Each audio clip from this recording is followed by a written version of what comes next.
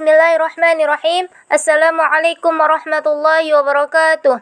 Alhamdulillahilladzi arsala rasulahu bil huda wa dinil haqq liyudhhirahu 'ala dini kulli wa kafa billahi syahida. Asyhadu an la ilaha illallah wa asyhadu anna Muhammadan 'abduhu wa rasuluh alladzi la nabiyya ba'da.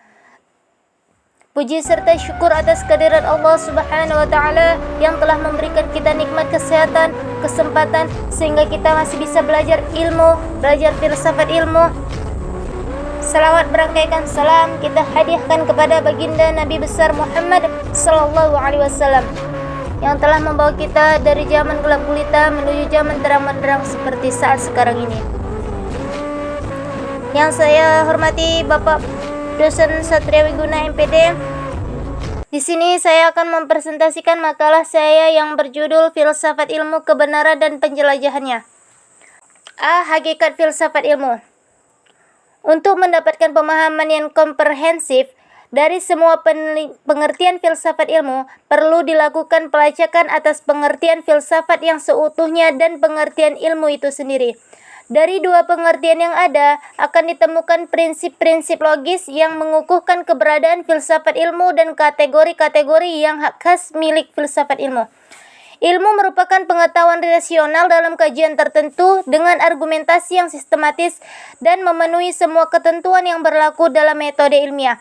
Sedangkan filsafat sendiri lebih dari sekedar pengetahuan rasional karena tidak melulu berkutat pada kelumit argumentasi, tetapi juga berkelanjutan pada sikap krisis, keterbukaan, radikalitas, komprehensif, kebebasan, dan diakhiri dengan perenungan yang mendalam. Lepas dari semua definisi yang pernah dinisbatkan pada kata filsafat, kajian filsafat meranah dalam 3 cabang utama, ontologis, epistemologis, dan aksiologis. Tetapi berdasarkan medan penggunaannya, filsafat dapat diklasifikasikan menjadi filsafat teoritis dan filsafat praksis. Secara teoritis, tujuan filsafat adalah membantu manusia menemukan keberadaan dengan kapital yang berarti benar dan tidak tingkat tertinggi. Sedangkan tujuan praksisnya adalah membantu manusia dalam menyesuaikan diri dengan kebenarannya. Hakikat kebenaran. Mencari hakikat kebenaran mungkin sering kita ucapkan, tapi susah dilaksanakan. Makhluk apa itu kebenaran juga kita kadang masih nggak ngerti. Yang pasti bahwa benar itu pasti tidak salah. Pertanyaan-pertanyaan kritis kita di masa kecil, misalnya mengapa gajah berkaki 4, mengapa burung bisa terbang, dan sebagainya, kadang tidak terjawab secara baik oleh orang tua kita. Sehingga akhirnya sering sesuatu kita anggap sebagai yang memang sudah demikian wajarnya. Banyak para ahli yang memaparkan ide tentang sudut pandang kebenaran termasuk bagaimana membuktikannya. Saya mencoba ulas masalah hakikat kebenaran ini dari 3 sudut pandang, yaitu kebenaran ilmiah, kebenaran non-ilmiah, dan kebenaran filsafat. Ilmiah, kebenaran yang diperoleh secara mendalam berdasarkan proses penelitian dan penalaran logika ilmiah. Kebenaran ilmiah ini dapat ditemukan dan diuji dengan pendekatan pragmatis, koresponden, koheren. Kebenaran pragmatis. Sesuatu pernyataan dianggap benar apabila memiliki kegunaan atau manfaat praktis dan bersifat fungsional dalam kehidupan sehari-hari. Contohnya, Yadi mau bekerja di sebuah perusahaan minyak karena diberi gaji tinggi. Yadi bersifat pragmatis, artinya mau bekerja di perusahaan tersebut karena ada manfaatnya bagi dirinya, yaitu mendapatkan gaji tinggi.